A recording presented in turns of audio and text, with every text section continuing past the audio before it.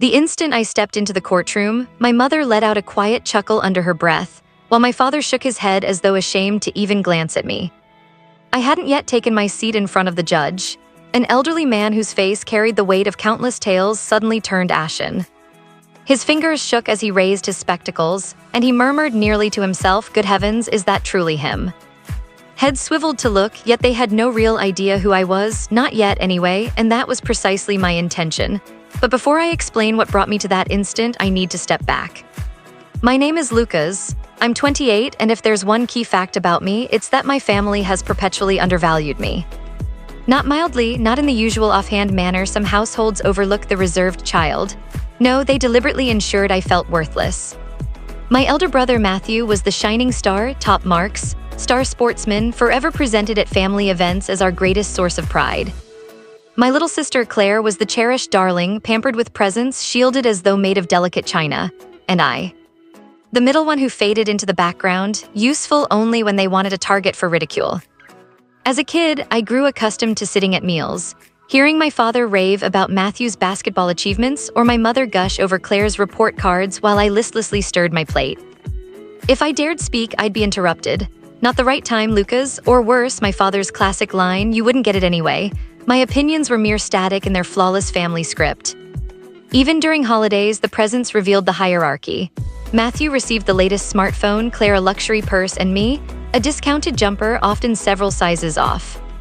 My mother once remarked, "You never really mind these things anyway," as though that excused her indifference. But here's the reality. When you're treated as a ghost for years, you learn to watch closely. I observed it all. I spotted habits. I noticed how my brother boasted endlessly yet rarely delivered.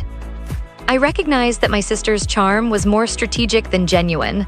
Above all, I detected my parents' weaknesses. They assumed I lacked intelligence. That assumption handed me unexpected liberty. I had room to reflect, to scheme, to construct my own path without their interference. The neglect stung deeply, but strangely, it granted me the solitude required to create something beyond their imagination. The disregard didn't fade with adulthood. If anything, it intensified. At 22, I launched my own modest venture. Nothing glamorous initially, just remote tech support and cybersecurity services that evolved from college freelance jobs. I invested my entire being into it. Sleepless nights, constant study, endless outreach, repeated refusals, until at last it gained traction. In 3 years, I reached six-figure earnings. By 26, I had expanded sufficiently to bring on employees. Suddenly, I wasn't merely getting by, I was succeeding, yet you'd never guess it from my relatives. They showed zero interest. They never inquired how I covered my bills. My mom continued calling me still searching, and my dad once chuckled, "Lucas likely spends his days repairing office machines." I never contradicted him. Why bother? Let them view me as insignificant. The initial major fracture appeared 2 years back during Thanksgiving dinner. The usual crowd assembled at my parents' place, and my mom had just raised a glass to Matthew's supposed advancement. I say supposed because I later discovered the raise never happened. He'd been dismissed discreetly, but my parents reshaped the tale to preserve their prized son's image. After the toast, Claire mentioned her recent placement, prompting my mom to melt with delight. Then, almost as an aside, she looked my way and commented, "And Lucas is, still sorting himself out." "Right, dear?" Laughter erupted around the table. Matthew grinned slyly. My ears flushed, but I offered a courteous smile and replied, "More or less." Unbeknownst to them, I'd finalized a contract days earlier that doubled my firm's income. But why spoil their enjoyment? I permitted the mockery. I allowed them to assume I remained stagnant. That became their initial error. During the following 12 months, the jabs sharpened. Claire approached me requesting funds just until next paycheck, and when I declined, she branded me greedy and informed my parents I was stockpiling wealth. Matthew once pressed me to guarantee his loan, insisting it benefited everyone. I refused outright, and instantly I became the antagonist. My dad phoned late one evening to declare, "You're deserting your brother and sister. We're supposed to be a unit. Families support one another." I nearly laughed at the double standard. Where was that solidarity during my hardships? Where was the encouragement while I fought upward? Yet rather than debate, I stayed composed. I said I'd consider it. That marked their second blunder, confusing quietness with frailty. The tipping point arrived last summer. My grandmother died, thrusting the family property into the spotlight. A vast residence, acreage valued in the millions, and crucially, the fund she established. My grandmother cared for me, perhaps more deeply than for anyone else. She had witnessed my parents' treatment and, without confronting them openly, privately conveyed her faith in me. We'd spend long hours sipping tea in her yard as she shared tales of perseverance, of forging a future amid skepticism. Those conversations stayed with me. So her passing didn't surprise me when I learned she'd bequeathed me a portion. What stunned me was the scale. The will reading remains vivid. My parents sat confidently, anticipating the assets would pass primarily to Matthew and Claire, perhaps with a minor share for me. When the attorney declared that the majority, assets and real estate alike, had been assigned to me, silence fell like a curtain. My father's jaw locked tight enough to crack bone. My mother paled dramatically. Claire dissolved into sobs. Matthew bellowed, "There's clearly an error here." The attorney explained serenely that there was. My grandmother's instructions were explicit. I was the chief heir. For the first time ever, I held the advantage, and they resented it fiercely. Naturally, they refused to accept the outcome. The ensuing weeks brought a torrent of calls, emotional pleas, and blatant coercion. My mom left tearful messages asking how I could harm my siblings this way, as though I'd drafted the document. My dad charged that I'd manipulated my grandmother during her decline. Matthew rang at odd hours, insisting on his portion. Claire once appeared at my door uninvited, pounding and yelling that I'd destroyed her future. I kept it locked. I couldn't face her. Their sense of entitlement was overwhelming. Yet instinctively, I sensed the conflict wasn't finished. They wouldn't simply surrender, and events proved me correct, which returns us to the courtroom. When a clan like mine feels wronged, they don't merely brood, they litigate, they challenge, they pull you into the filth alongside them. So there I stood, called to appear, confronting my own parents and siblings over my grandmother's last directives. And upon entering, catching my mother's snicker and my father's contempt, I experienced a sensation absent for years. Strength, authentic strength, because I possessed knowledge they lacked. Knowledge that caused even the judge to falter upon recognizing me, and from that point the dynamic began to change. The atmosphere inside the courtroom grew dense with strain, the sort that vibrates beneath your flesh, amplifying every noise and gesture. When the judge fixed his gaze on me with evident shock, my parents remained oblivious initially. They busied themselves murmuring to Matthew, their tones thick with assurance, treating the proceeding as a mere technicality. I overheard my mother's self-satisfied little laugh, the one she deployed when convinced triumph was assured. I stayed motionless. I stayed silent. I simply observed from my place. Let them assume victory would come effortlessly. Their attorney was a polished gentleman in his 50s, tailored attire, hair neatly combed, the sort who wielded smirks like blades. He rose, presented himself, and dove straight into rhetoric concerning improper pressure and unjust persuasion. Each phrase designed to cast me as the antagonist, the overlooked son who allegedly infiltrated my grandmother's confidence. He hinted I'd cut her off from loved ones in her waning days, as though I'd imprisoned her from kin. My mom wiped crocodile tears, agreeing with the act, while Claire sniffled theatrically into a handkerchief, seemingly well-practiced. I ought to have felt rage, yet mostly I felt removed, as though viewing performers on stage. Perhaps prolonged dismissal does that, you cease anticipating justice. Nevertheless, each falsehood fueled the quiet blaze within. They sought to obliterate every positive bond I'd formed with my grandmother, every peaceful garden chat, every lesson on endurance she'd shared. Those recollections held truth and significance, but in this clinical space, my relatives attempted to recast them as something dark. Matthew was summoned first and swaggered forward like delivering a keynote. He stared directly at the judge and stated, "Grandmother always cherished us all the same. She wouldn't have favored Lucas this way without coercion." He paused for effect as though anticipating outrage, then continued, "He's harbored bitterness forever, always envious. This is merely his long-awaited payback." I nearly chuckled. Envious? Of what exactly? His non-existent career leap? The decades he drifted on acclaim while achieving little of substance? But I remained quiet, let him excavate his own downfall. Claire followed. Her tone quivered, soft and vulnerable, the ideal portrayal of an injured younger sibling. Grandma assured me she'd support my education. She wanted me to thrive. Then abruptly, everything shifted to Lucas. It makes no sense. She sniffled theatrically, sought comfort from my parents' direction, and continued, "He never valued family until cash entered the picture." That remark hurt. Not for accuracy, but for its complete reversal of reality. I valued it excessively. I devoted years striving to belong, to gain acknowledgement, affection. They were the ones who excluded me, mocked me, diminished my efforts. And now, before outsiders, they dared label me callous. By my mother's turn on the stand, I understood the script perfectly. She exhaled theatrically, gripping her tissue, and declared, "Your Honor, Lucas has always struggled. He resists admitting it, but challenges began early. We attempted assistance truly, yet he rejected us, and my mother, bless her, grew fragile toward the end. He surely persuaded her, no alternative fits." When my father spoke, he skipped any pretense of sorrow. He leaned in, tone-cutting, each syllable a dagger. "This concerns equity. Lucas never pulled his load in our household. He never gave up anything, never aided another soul. Now he aims to claim it all alone. That's unjust. That's not what my mother-in-law intended." The hypocrisy nearly suffocated me. The same individual who ignored me throughout, who belittled me constantly, now preached about selflessness. I yearned to rise and proclaim every instance of disregard, every occasion of scorn or erasure. But I remained seated, palms together, awaiting my opportunity, because I held knowledge they ignored. Knowledge that paled the judge at first sight of me, and I refused to squander it on fury. As witnesses proceeded, I noted subtle signs, how my mother evaded my stare, fearful of its message. How Matthew's timbre wavered under scrutiny about his fabricated advancement. How Claire gripped my mother's hand childishly despite her age. Their accounts were scripted, refined, yet fragile. Scrutiny revealed fractures, and I stood prepared to exploit those fractures until collapse, yet the bias remained blatant. Even here, my parents shielded Matthew and Claire like delicate treasures. I was their designated scoundrel, the lurking threat who tainted it all. At break, my father hissed across the divide, audible only to me, "You believe you've triumphed? You're worthless, Lucas." Always were, always will remain so. My mother grinned nearby, murmuring to Claire until she tittered. They hoped I'd crack, explode, validate their tale. I denied them that pleasure. I simply smiled, sensing the momentum shift, though they remained blind to it.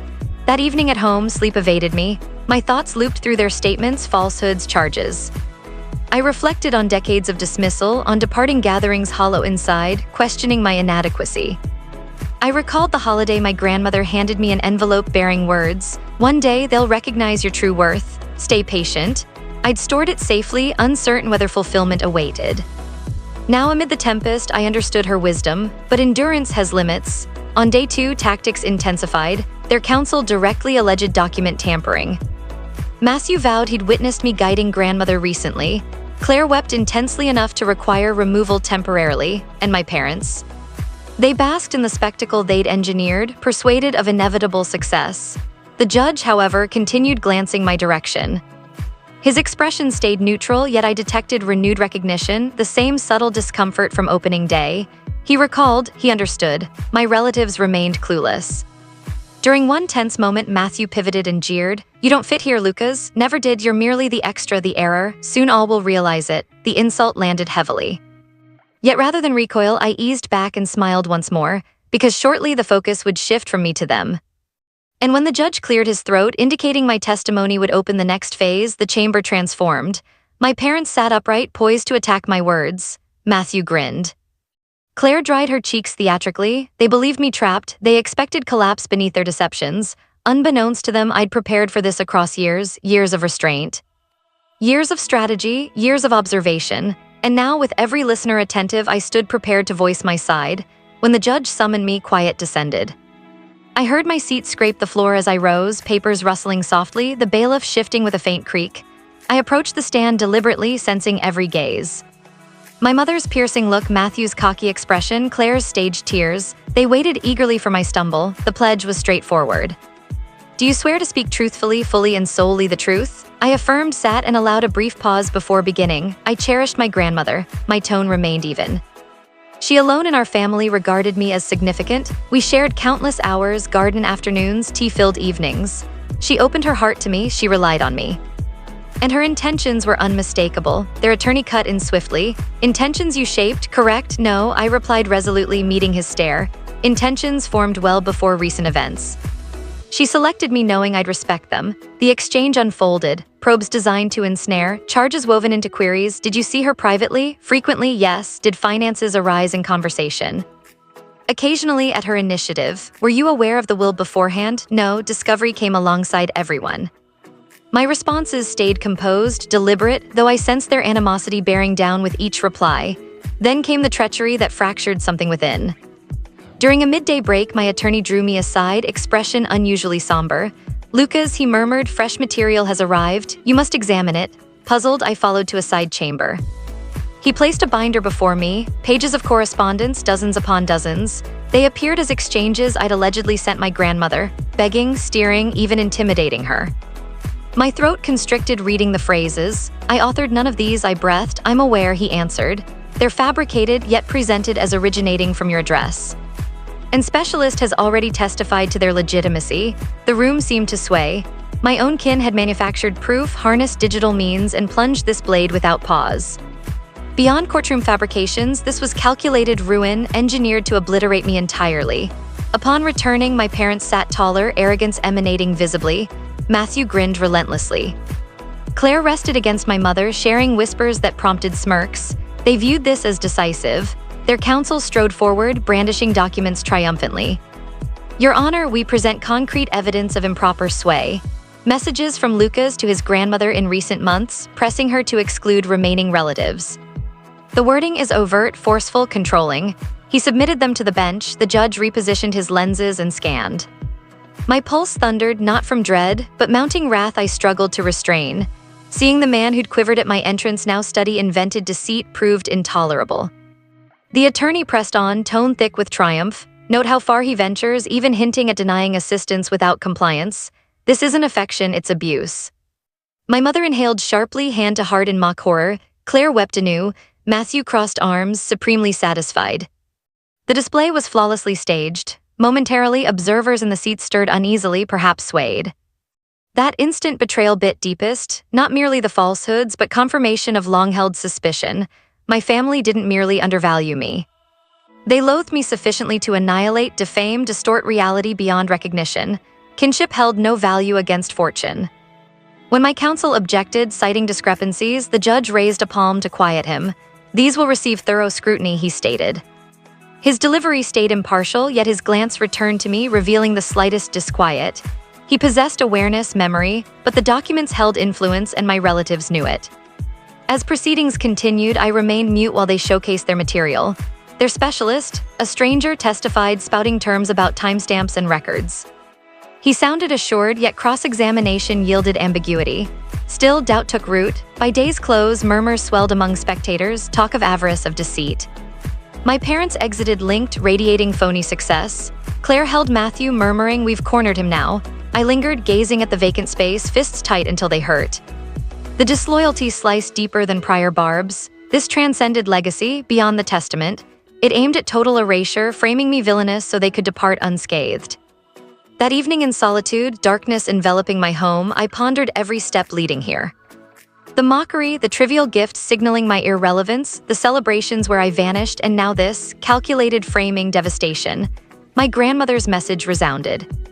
"One day they'll perceive your true self." I understood her advised patience had expired. They'd overstepped irrevocably. No retreat remained possible.